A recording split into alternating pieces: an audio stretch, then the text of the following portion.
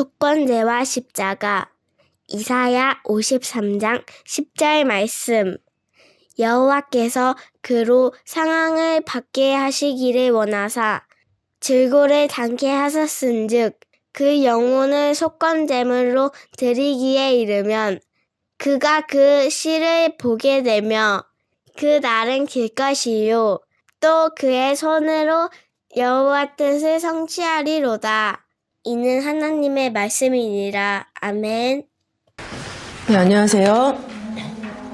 지금 12권 다 읽고 계시죠? 그래서 졸업 예배 겸 우리가 마무리하는 말씀으로 12권 중에서 어떤 말씀이 우리에게 필요한가라는 걸 봤을 때 제가 5대 제사를 쭉 봤더니 속건제가 가장 우리 실생활과 밀접하구나. 그리고 또 얼마 전에 원로 목사님께서 십자가에 대한 말씀을 주셨죠. 연합, 결합. 그러나 하나님과의 관계가 빠지면은 빼기의 삶이 될 수밖에 없다라는 말씀을 주셨는데 그 말씀을 들으면서 속건제를 떠올렸습니다. 그래서 우리가 속건제에 대해서 한번 심도 깊게 생각해 봐야 되는 그런 순간이 아닌가 생각을 해서 오늘 속건제와 십자가에 관한 제목으로 말씀을 함께 은혜를 나누도록 하겠습니다. 속건제에 대한 기록은 레위기 5장 14절부터 6장 7절까지 개요와 같은 말씀이 기록되어 있고요. 그 다음에 속건제를 어떻게 드리는가에 대해서는 레위기 7장 1절부터 10절에 기록을 하고 있죠. 그래서 이 속건제에 대한 기록은 굉장히 간단합니다. 5장 14절부터 그 5장 끝까지는 하나님께 대한, 그리고 이제 6장에서부터는 사람과의 관계에 대한, 그리고 7장에서는 예배드리는 방법, 이렇게 간단하게 정리가 잘 돼 있더라고요. 그래서 속죄제나 속건제나 화목제나 그 모든 기록에 있어서 범과라는 단어가 나오는데 우리가 범과라는 단어에 대해서도 한번 생각해 볼 필요가 있습니다. 범과라는 것은 한문으로 범할 범, 지날 과라는 한자어를 사용을 하는데 잘못을 저질렀다라는 뜻이죠. 잘못을 저질름이라는 뜻인데 이 범과라는 단어를 한자를 조금 달리하면은 이런 의미도 있어요. 뜰 범자에 지날 과를 쓰면은 정신을 차리지 않고 대면대면하게 지나감이라는 뜻을 가지고 있어요. 정신을 차리지 않고 대면대면하게 지나감. 우리가 잘못을 저지르는 것도 하나님 앞에 범과한 죄가 되지만 우리가 하고 있다고 하면서 정신을 차리지 않고 대면대면하게 지나가고 있는 것, 이런 모습도 하나님 앞에 범과한 그런 삶의 잘못된 모습이지 않나라는 그런 생각을 해봤습니다. 먼저 첫 번째로 속건제. 속건제의 어원은 아삼이라고 하죠. 아삼. 범죄. 그리고 함축적으로 말하면은 과오라는 뜻이 있습니다. 과오. 그리고 그 어원을 보면은요, 어원의 뜻 중에서는 뭐가 있냐면은 기분을 상하게 하다. 하나님의 기분을 상하게 하는 것. 결정적인 죄만 하나님의 기분을 상하게 하는 것이 아닙니다. 우리가 삶에서 기분이 상하는 순간은 굉장히 아무것도 아닌데 뭔가 신경을 예민하게 건드렸을 때, 우리가 자녀들을 키우면서 그런 거를 느끼잖아요. 안 느끼십니까? 그래서 기분을 상하게 하다라는 뜻이 있고, 근데 또 한 가지 어원의 뜻 중에서 굉장히 중요한 게 뭐냐면은 범죄를 인정하다라는 뜻이 있어요. 그러니까 속건제는 충분히 인지할 수 있는 죄라는 거죠. 자기가 이렇게 하면 안 된다는 걸 알면서 그렇게 하고 있는 것, 그런 부분까지도 같이 포함하고 있는 것이 속건제입니다. 그래서 우리 실생활과, 그러니까 원죄와 가장 밀접한 관련이 있는 제사가 속죄제라면 우리의 실생활에서 이루어지는 범죄와 밀접한 관련이 있는 것은 속건제다라는 거죠. 그리고 여기서 말하는 실생활이라는 것은 우리가 먹고 마시고 사는 이런 실생활이 아니라 우리의 삶의 터전에서 하나님의 말씀을 지키면서 사느냐 그렇지 않느냐, 그것이 바로 우리의 실생활이죠. 그것이. 그래서 우리가 살아가면서 하나님의 말씀을 지키면서 실천하면서 내 인격이 변화하면서 살고 있는가 아닌가에 대한 부분이 속건제의 내용과 관련이 되어 있다라는 것을 우리는 알아야 합니다. 그렇기 때문에 이 속건제 두 번째로, 작은 두 번째로 속건제를 드리는 경우를 보면은 두 가지가 돼 있죠. 먼저는 하나님께 대하여 잘못했을 때, 범과했을 때 속건제를 드리게 돼 있는데, 그 내용이 아까 말씀드린 것처럼 레위기 5장에 기록이 돼 있어요. 레위기 5장 14절부터 19절 말씀을 보시면은 하나님께 대해서 범과한 경우에는 속건제를 드려야 된다라는 말씀을 하고 있죠. 그래서 15절 말씀에 누구든지 여호와의 성물에 대하여 그릇 범과하였거든 여호와께 속건제를 드려라 라고 말씀을 하고 있습니다. 여호와의 성물에 대하여 그릇 범과하였다라는 것을 공동 번역에서는 이렇게 기록을 하고 있어요. 야훼께 거룩한 것을 바칠 때 성실치 못하게 실수해서 제대로 바치지 못했을 경우에는 이라는 말씀으로 해석을 하고 있습니다. 그러니까 예배의 모양과 형식을 갖추고 있다는 얘기죠. 그리고 준비를 하고 또 우리가 하나님 앞에 예배를 드리기 위해서 해야 될 역할들을 다 수행을 하고 있습니다. 그러나 그 마음 중심에 성실하지 못했다. 그러니까 중심을 보시는 하나님이 예배에 임하고 있는 사람들의 마음을 보시면서 이 예배가 과연 그들에게 절실한가 간절한가 이걸 보신다는 얘기죠. 근데 그것이 성실하지 못했다. 그래서 실수가 나타나기도 하고 실수가 잠재적으로 그냥 흘러가기도 하죠. 이런 거에 대해서 하나님의 성물에 대해서 그릇 범과하였다. 그랬을 때는 속건제를 드려야 한다라고 성경은 말씀을 하고 있습니다. 또 17절 말씀을 보시면은 17절 만일 누구든지 여호와의 금령 중 하나를 부지 중에 범하여도 허물이라 벌을 당할 것이니 그는 속건제를 드려야 할 것이다 라는 말씀으로 연결이 되고 있죠. 여호와의 금령 중 하나를 부지 중 범하였거든. 뭡니까? 하나님께서 명령하신 말씀, 그 말씀 중에 하나라도 부지 중 알게 모르게 또는 자기가 깨닫지 못하면서 그냥 죄를 저지른 거예요. 근데 나중에는 그거를 인식할 수가 있다는 얘기죠.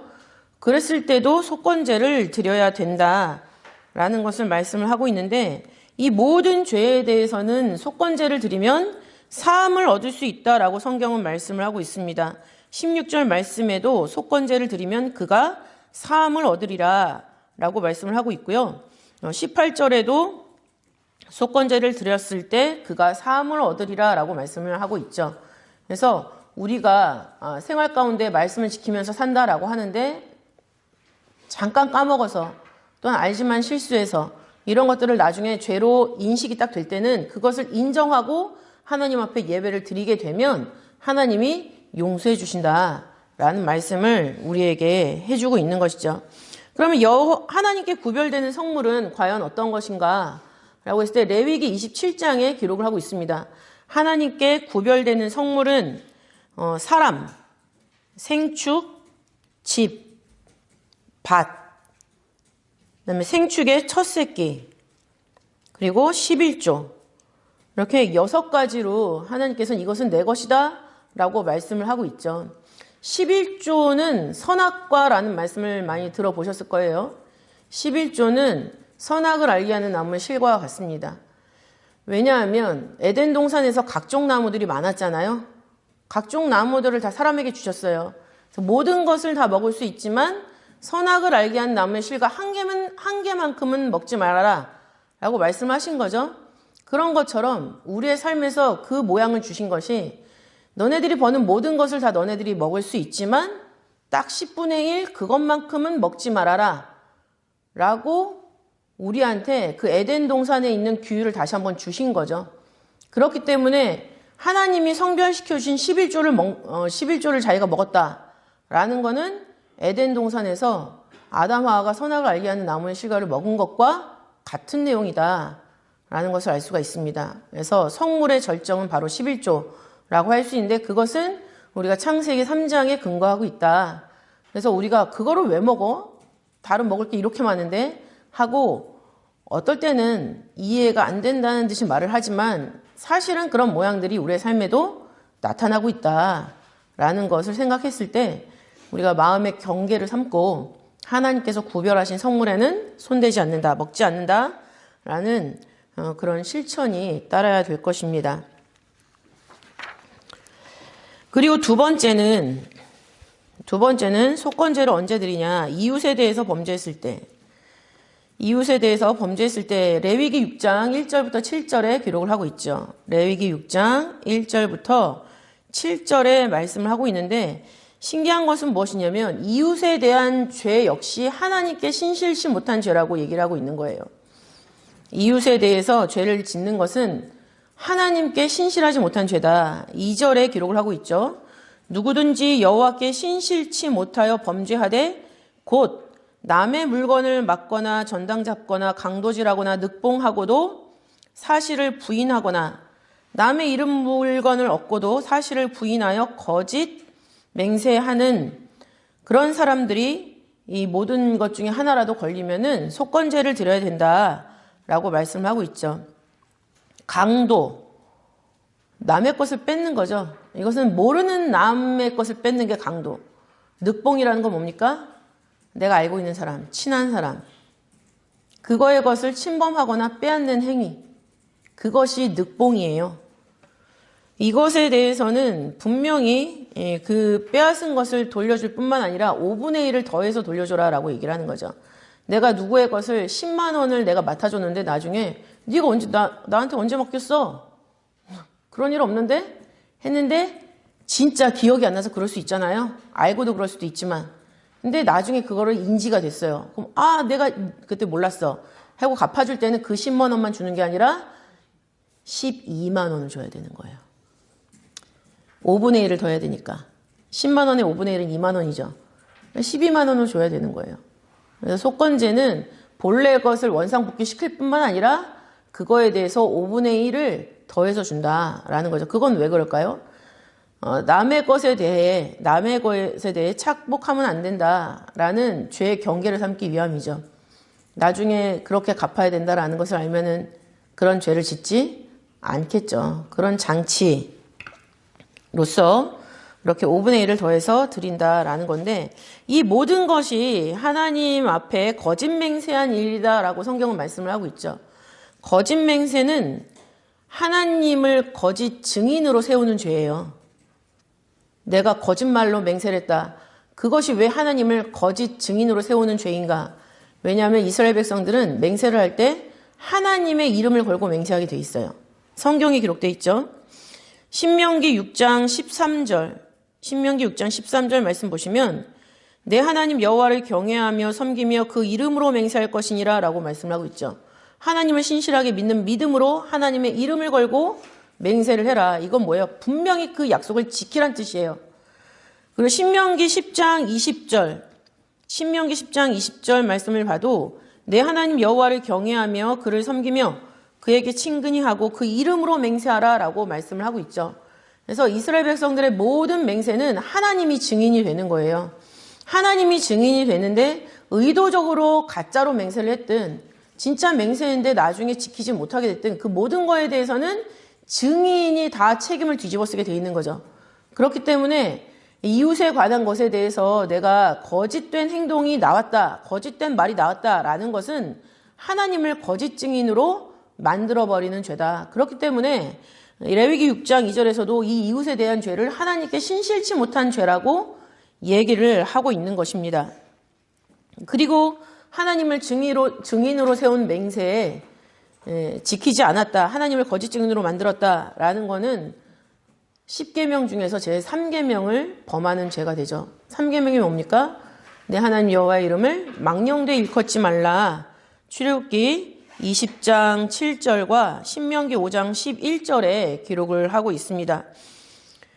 그리고 스가랴서 8장 17절, 구약의 계시록과 같은 책이죠. 그 중에도 거짓 맹세에 대한 이야기가 기록되어 있는데 이런 말씀으로 기록을 하고 있습니다. 심중에 서로 해하기를 도모하지 말며 거짓 맹세를 좋아하지 말라. 이 모든 일은 나의 미워하는 것임이니라. 나 여호와의 말이니라 라고 말씀을 하고 있죠. 그래서 이웃과의 관계에 거짓이 있어서는 안 된다. 그런데 그 거짓의 모습을 남의 것을 빼앗는 것으로 표현을 하고 있습니다.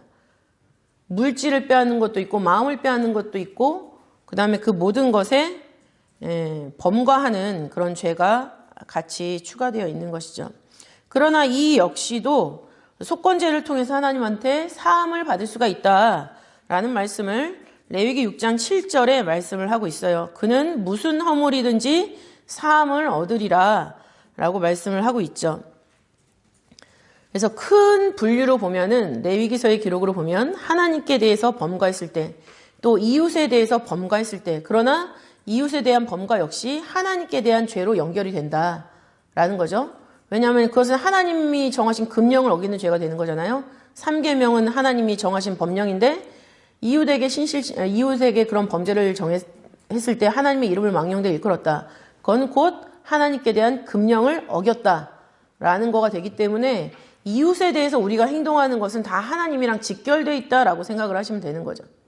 속건제는 그런 의미가 있습니다. 이 외에도 속건제를 드리는 경우가 있는데요. 3가지입니다.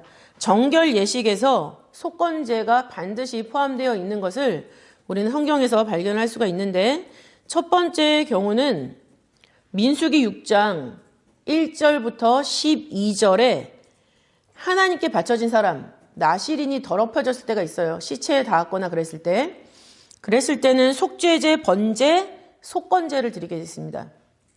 속죄제, 번제, 속건제. 그리고 두 번째는 이건 좀 약간 복잡한 관계인데요. 어떤 여종이 있어요. 근데 그 여종이 어떤 남자랑 결혼을 하기로 했어요. 그럼 그 종의 신분에서 결혼할 남자가 해방을 시켜줘야 된단 말이죠. 근데 약속을 하고 아직 해방은 안 시켜줬어요. 근데 그 사이에 이 여자가 다른 남자랑 정을 통했네요.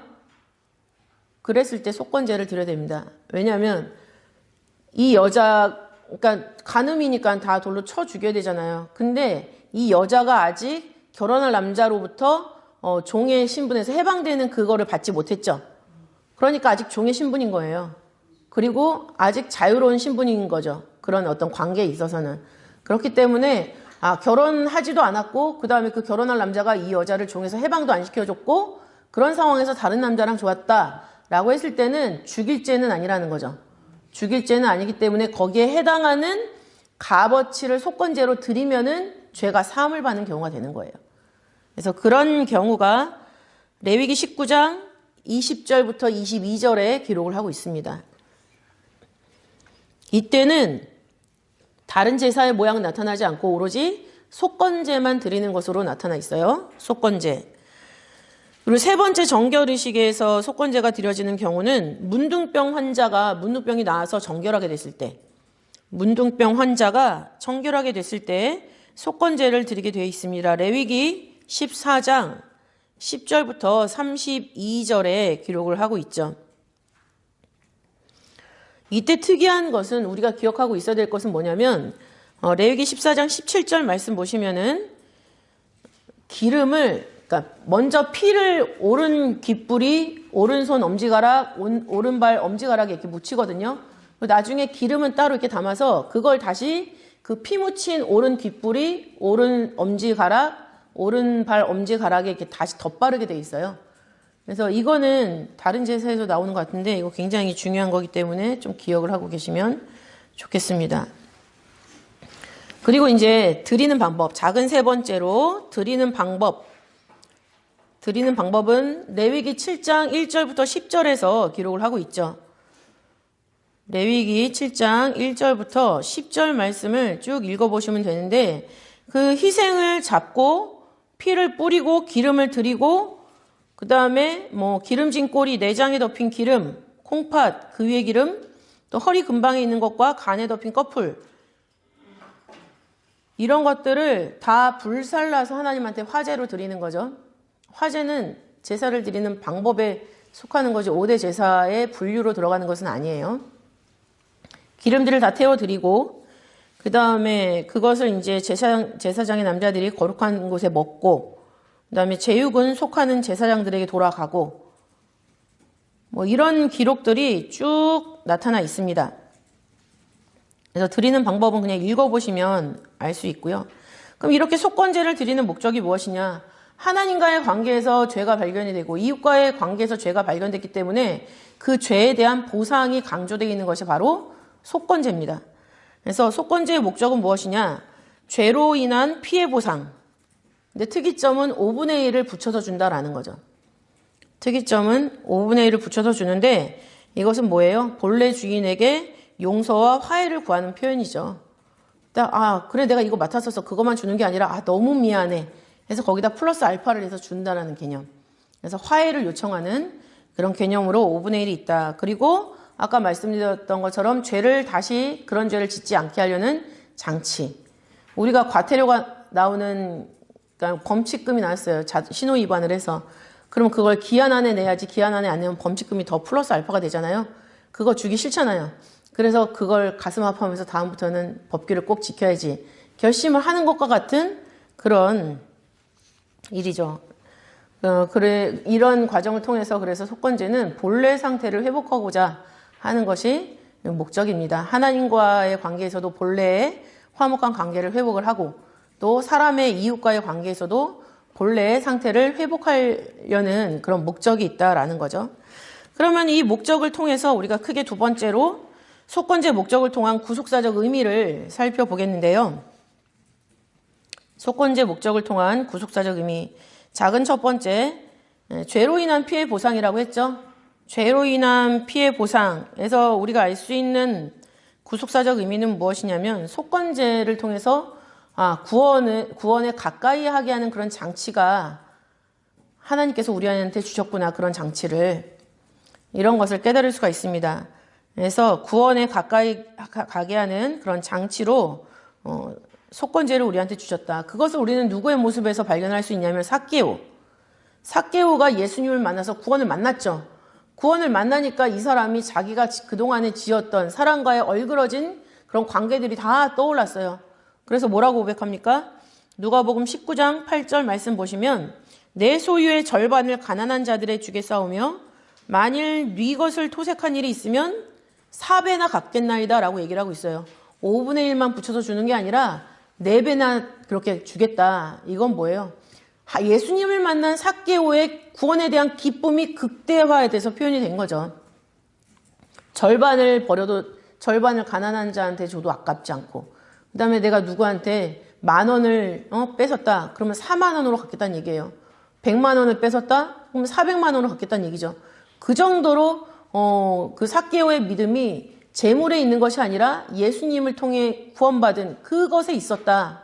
중심이 예수님으로 말미암은 구원으로 옮겨졌다라는 것을 우리가 알 수 있게 되는 거죠. 그래서 속건제를 통한 구속사적 의미는 구원에 가까이 가게 하는 그런 장치라는 것을 알게 합니다. 또 두 번째는 무엇이냐면 넘치는 구속의 은혜죠. 넘치는 구속의 은혜. 우리가 5분의 1을 더해서 하나님한테 바치잖아요. 그럼 하나님이 그것으로 보상받지 못할 죄를 지었다 하더라도 그런 행적을 통해서 하나님이 우리를 용서해 주신다라고 말씀을 하고 있어요. 지금 우리의 삶의 모양에서도 하나님을 믿는다고 하면서 잘못하고 실수할 때가 너무나도 많죠.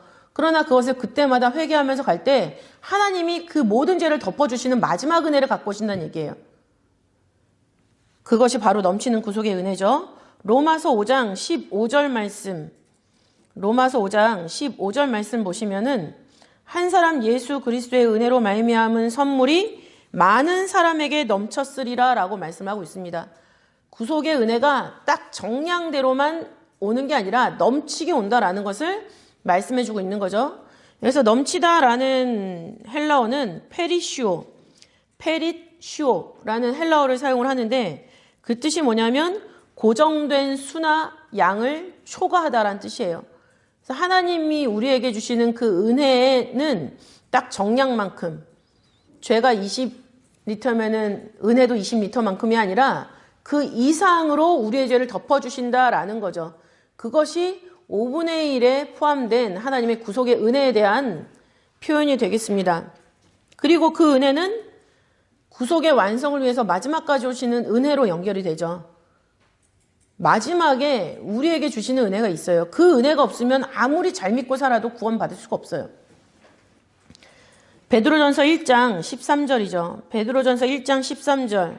그러므로 너희 마음의 허리를 동이고 근신하여 예수 그리스도에 나타나실 때에 너희에게 가져올 은혜를 온전히 바랄지어다 라고 말씀하고 있습니다. 어떤 사람에게 마지막 은혜가 임하는가? 마음의 허리를 동이고 근신하는 사람들. 마음의 허리를 동이고 하나님 앞에 근신함으로 섬기는 사람들에게 마지막에 가져오시는 은혜가 있는데 이것이 바로 우리의 부족함이 비어도 하나님께서 덮어주시고 구원을 이루어주시는 그런 은혜가 된다라는 거죠. 그러나 아무에게나 그 부족함을 채워주시는 게 아니에요. 여태까지 삶을 통해서 하나님 말씀대로 살려고 애쓰고 힘쓰고 몸부림쳤던 그 마음의 중심을 보시고 부족하지만 내가 은혜로 너를 구원을 완성을 시켜주겠다. 그 은혜가 이제 모든 사람에게 마지막에 남아있는 거예요. 마치 우리가 아이들이 발을 뗄 때 여기까지 와봐 하면서 이제 아이 앞에서 박수를 치면서 이러잖아요. 근데 애가 좀 잘 걷는 것 같으면 좀 살짝 뒤로 가잖아요. 애들은 그걸 알면서도 엄마한테 가려고 막 흔들흔들 막 간단 말이죠. 이렇게 가려고 하는 그걸 봤을 때 마지막 순간에 아이가 다리에 힘이 빠져가지고 넘어지려고 하죠. 그때 어떻게 합니까? 얼른 가서 딱 하면서 아유 잘했어 내 새끼 그러잖아요. 그런 거가 바로 마지막 가져오시는 은혜예요. 우리가 비틀거리면서 쩔뚝거리면서라도 하나님 말씀의 뜻대로 살려고 이렇게 부단히 노력할 때 하나님이 그 중심을 보시고 마지막 때 와서 냉큼 안아주시면서 이것도 잘했다라고 하시면서 우리한테 구원의 완성을 이루어주시는 그것이 있다는 얘기죠. 그 은혜를 죄와 상관없이 자기를 바라는 자들에게 라고 히브리서 9장 28절에는 기록을 하고 있지만 그 모습이 베드로전서 1장 13절에서는 마음의 허리를 동이고 근신하는 자들 그 사람들에게 주신다라고 성경은 기록을 하고 있고 이것이 바로 속건제의 목적을 통해서 우리가 알 수 있는 그런 구속사적 의미가 되겠습니다. 또 작은 두 번째는 이 속건제의 목적 작은 두 번째가 본래 관계로의 회복이라고 그랬죠. 본래 상태의 회복과 완성. 역시 구속 역사에도 우리는 본래 상태의 회복을 위해서 지금 가고 있습니다. 본래 상태가 뭐였어요? 에덴 동산에서 하나님과 사람이 같이 지냈던 그 현장. 우리의 삶의 현장에 하나님이 같이 계셔서 항상 대화할 수 있고 항상 의논할 수가 있고 눈을 맞추고 얼굴을 보며 웃을 수 있는 그런 상태였는데 죄로 말미암아 그것이 완전히 분리가 됐죠. 죄로 말미암아 분리가 된 것을 예수님이 오셔서 속건 제물로 드려졌기 때문에 그것이 다시 봉합이 되었다라는 말씀이 오늘 본문에 기록을 하고 있는 거예요. 이사야 53장 10절 말씀 보시면은 여호와께서 그로 상함을 받게 하시기를 원하사 질고를 당케 하셨은즉 그 영혼을 속건 제물로 드리게 이르면 그가 그 씨를 보게 되며 라는 말씀을 하고 있습니다. 예수님이 하나님 앞에 번제, 속죄 제물로 이렇게 돌아가셨다라는 것을 화목 제물로 돌아가셨다라는 것은 우리가 너무나 생활 속에서 많이 들었던 말씀이에요. 그런데 예수님께서 속건 제물로 그 영혼을 드렸다라는 말씀이 바로 이사야 53장 10절에 기록을 하고 있는 거죠. 하나님과의 관계를 회복하고 또 하나님과의 관계가 유지가 되고 있었던 아담의 상태가 어떤 상태였냐면 하나님의 영광을 아는 존재죠. 하나님의 영광을 아는 존재, 하나님을 인식할 수 있는 존재, 그렇기 때문에 하나님의 말씀을 듣고 순종할 수 있는 존재였던 거예요. 거기까지 하나님이 회복을 시켜주시는 게 바로 예수님이 영혼을 속건제물로 드리셨다라는 그런 말씀이 되겠습니다. 그래서 에베소서 2장 13절을 보시면 그리스도 예수 안에서 그리스도의 피로 가까워졌다라는 말씀을 하고 있죠. 그리스도의 피로. 그리고 에베소서 5장 8절은 너희가 전에는 어두움이더니 이제는 주 안에서 빛이라 빛의 자녀들처럼 행하라 라고 말씀을 하고 있습니다. 그래서 이전의 소속은 어둠, 이전의 소속은 하나님 알지 못하는 자. 그러나 이제는 예수님의 피로 말미암아 우리가 하나님과의 관계가 회복되어서 다시 한번 빛으로 들어갔다. 근데 그 빛이 뭡니까? 고린도후서 4장 6절에 하나님의 영광을 아는 빛, 그것이 바로 예수님 얼굴에 있다는 얘기예요. 그래서 예수님을 얼굴에 보고 그 얼굴에 빛을 쐬는 자마다 하나님의 영광을 아는 존재가 된다는 얘기죠. 그게 바로 빛의 자녀가 되는 거예요. 갈라디아서 4장 8절부터 9절 말씀 보시면 이제는 너희가 하나님을 알 뿐더러 하나님의 아신 바 되었거늘 이라고 말씀하고 있죠. 하나님과의 관계 회복이라는 건 뭐냐면 내가 하나님을 알고 하나님도 나를 아는 것. 나는 하나님을 알고 막 반가워서 가는데 하나님이 너 누구세요? 그러지 않는다는 얘기예요. 하나님도 알고 오 되게 반가워하고 기뻐하시고 같이 맞아주신다는 거. 그것이 바로 속건제를 통한 본래 상태로의 회복입니다. 그렇기 때문에 그렇게 회복이 된 사람은 로마서 6장 13절에 어떤 식으로 살아야 되는가? 너희 자신을 죽은 자 가운데서 다시 산 자같이 하나님께 드리라. 우리 자신을 하나님한테 드리면서 살아야 될 것을 요구하고 계세요. 그것이 속건제를 통해서 본래 상태로 복권된 사람들의 자세, 삶의 모양이라는 거죠. 복권은 받았는데 기존의 삶처럼 똑같이 살아요. 그러면은 그 공효는 있지만 내가 거부해서 그걸 받지 않는 거죠. 속건제는 예수님이 드려주셨지만 나는 아직 그 선물을 끈을 풀어서 개봉하지 않았다는 얘기예요. 선물을 받았는데 포장도 뜯지 않고 쇼핑백에서 꺼내지도 않고 어디 구석에 처박아놨다는 얘기입니다. 그러면 안 되죠. 그걸 꺼내서 쇼핑백에서 꺼내서 선물을 풀고 그것이 무엇인지 내가 삶에 흡수를 해야지. 그것이 예수님의 속건제물로 드린 그 영혼을 흡수하는 그런 모습이다라는 것. 그래서 우리가 고난주간 금요일마다 원로 목사님 말씀하시잖아요. 그거에 대한 접근을 우리는 여태까지 이렇게 했습니다. 요한복음 6장 63절에서 말씀이 영이고 생명이기 때문에 말씀의 시작 영, 끝 생명이다 하고 그 사이를 연결하는 구절들을 원로 목사님이 말씀해 주셨죠. 그것을 연결하는 구절들 사도행전 4장 32절 영이 뜻이란 얘기죠. 끝까지 순종하는 뜻. 그리고 빌립보서 1장 27절은 그 뜻이 마음입니다. 변치 않는 마음.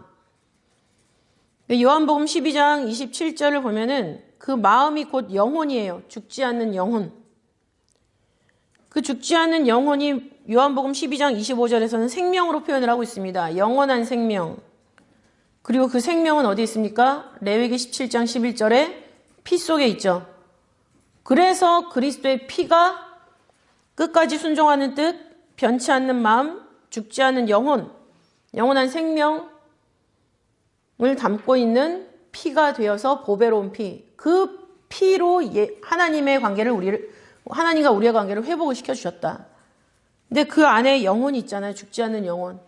그 영혼을 하나님한테 속건제물로 드렸다라는 말씀을 통해서 다시 한번 그 고난주간의 예수님의 십자가를 우리는 생각을 할 수가 있다는 얘기죠. 그 십자가는 속건제를 통해서 하나님과의 관계가 분명해야 하고 그 하나님과의 관계가 회복이 된 상태에서 이웃과의 관계가 유지가 돼야지 우리의 삶에 십자가가 있는 삶이다 라고 가르쳐주고 있는 그런 말씀이에요. 그런 말씀을 깨닫고 살 때 우리에게 무엇을 주시는가? 재림의 구속 역사의 완성을 선물로 주십니다. 우리가 이렇게 먼 발치에서 서로 그리워만 하는 것이 아니라 이제는 하나님과 얼굴과 얼굴을 맞대어보는 그런 자리에 세워주신다라는 것이죠. 그래서 히브리서 9장 28절 아까 말씀드렸죠. 죄와 상관없이 자기를 바라는 자들에게 두 번째 나타나신다. 근데 그 목적이 뭡니까? 구원에 이르게 하기 위하여. 예수님을 통해서 구원이 1차 완성이 됐다면 2차 완성은 하나님이 주시는 은혜와 힘과 지혜와 능력으로 하나님이 우리에게 원하시는 것을 완성하는 것이 2차 완성을 향해서 가는 우리들의 지금 현재의 좌표죠. 마음의 허리를 동이고 근신하면서 그 뜻을 위해서 살 때 하나님이 그 우리 마음 가운데 성실함을 보시고 정직함을 보시고 충성을 보시고 하나님께서 마지막에 완성을 이루어 주시는 그런 것으로 결말이 지어져야만 속건제의 효과를 우리가 삶 가운데 체험하면서 사는 그런 삶이 된다는 얘기예요. 12권의 제사 하나하나가 이렇게 십자가와 연결이 되어 있습니다. 그 중에서 우리의 실생활과 가장 밀접한 연결을 짓고 있는 것이 속건제다라고 했을 때 우리들이 어린이 성교에서 속건제의 관계를 맺고 있는 것이 가족이죠. 그죠? 그리고 그 가족에서 남편보다도 중요하게 생각하는 것이 뭡니까? 아내보다도 중요하게 생각하는 것이 자식이죠. 자식을 바라보고 자식과 대화를 하고 있는데 그 가운데서 하나님과의 관계가 빠졌다면 자식과의 관계 역시 빼기로만 진행이 될 수밖에 없어요. 하나님이 있어야지 지지고 볶고 싸울 때 그것이 결과적으로는 플러스로 나타나는 거죠. 더 굳센 믿음 안에서의 연합, 결합. 그래서 십자가가 있는 가정이 되고 그 가정에 하나님이 임재하시는 그 가족의 하나님이 되시는 거예요. 그러나 자녀를 대할 때 아내를 대하고 남편을 대할 때 하나님께 대한 신앙의 어떤 십자가, 그 관계가 서 있지 않은 상태에서 대한다라는 것은 분열밖에 나타나지 않는다라는 거죠. 빼기밖에 없다라는 얘기입니다. 그래서 우리 어린이 선교회는 플러스, 가족의 연합, 결합, 그것을 위해서 달려가고 있습니다. 그것을 위해서 또 여기 계신 분들이 가장 앞장 쓰셔가지고 본을 보이시면서 일을 하고 계시죠. 그래서 2024년도를 진짜 열심히 살아왔지만 그 가운데 하나님과의 관계가 빠진 적이 있었는가 라는 것을 다시 한번 생각해 보면서 다 챙겨오시고 24년도를 십자가로 마무리하실 때 25년도 8760시간 하나님이 선물로 주시는 그 보태기의 은혜를 받고 출발을 할 수가 있다라는 것을 믿으시고 24년, 25년 잘 연결 지어 가시는 우리 선생님들이 되시기를 바라겠습니다. 기도하시고 봉헌하시겠습니다. 사랑이 많으신 아버지 하나님 감사드립니다. 2024년도 이제 3일 남은 가운데 있습니다. 아버지 마지막 3일을 통하여서 저희들 여러 가지 생각을 하게 되지만 아버지 사람이 삶을 마감할 때도 3일 전에 보여주시고 아버지 회개할 것이 없으면 다행이지만 회개할 것이 있다면 아버지 용서치 않으신다라는 말씀도 저희들 들었습니다. 또한 3일은 아버지 우리가 찢어지고 상처받았지만 아버지께서 그것을 싸매주시고 완전하게 해주신다라는 희망과 소망의 그런 숫자이기도 합니다. 또한 예수님이 십자가를 통하여서 3일 길을 걸으심으로 말미암아 아버지 만 인간의 생명을 다 안으셨다라는 것을 생각할 때 저희도 그 안에 포함되어 있음에 다시 한번 감사드립니다. 아버지 하나님 저희들에게 주어진 24년도 마지막 3일의 하루하루를 아버지 저희들 말씀의 뜻 안에 정확히 살아나감으로 말미암아 아버지 십자가를 품고 25년으로 넘어갈 수 있도록 붙잡아 주시옵소서. 우리의 가족 구성원 한 사람 한 사람을 대할 때 하나님을 믿는 하나님과 관계가 회복된 아버지 그런 나의 모습으로 되어 있는지 다시 한번 생각해보고 그렇지 못했다면 아버지 하나님 그 모든 순간을 떠올려 회개하게 하시고 아버지 하나님 그 모든 시간을 찾아오는 가운데 하나님과의 관계가 회복되어서 우리 가족 구성원 한 사람 한 사람들과의 관계가 이어짐으로 말미암아 아버지 십자가의 흔적을 가지고 있는 가정으로 아버지 말씀의 크신 은혜를 받아 누릴 수 있는 그런 복된 시간이 우리들에게 허락될 수 있도록 아버지께서 인도하시고 역사하여 주시옵소서. 아버지 주신 말씀에 감사하여 봉헌합니다. 아버지 저희들의 진심 성실이 담긴 봉헌이 될 수 있도록 붙잡아 주시옵고 이것이 아버지 말씀 사역에 사용되어 아버지 영광 받으시는 것으로 저희들 기뻐할 수 있도록 인도하여 주시옵소서. 감사드리오며 사랑이 많으신 예수님 이름으로 기도 올리옵나이다. 아멘.